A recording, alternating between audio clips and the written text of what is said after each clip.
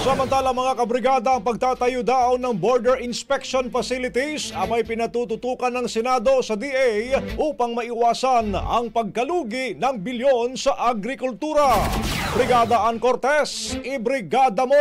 Brigada Live Report! Pumapela sa Senate Committee on Agriculture, Food and Agrarian Reforms Chairperson Senator Kiko Pangilinan sa Department of Agriculture na iprioridad ang pagtatayo ng mga first border inspection facilities.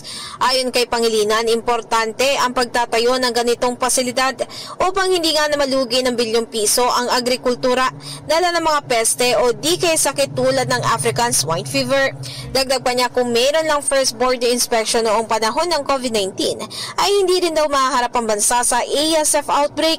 Kasunod nga nito, bagamat aabot ng 1.9 billion pesos ang pagpapatayo sa 5 cold examination facilities in agriculture, ay sinabi naman ng senador na mainam na makapagsimula na sa pagpapatayo ng 3 sites nito.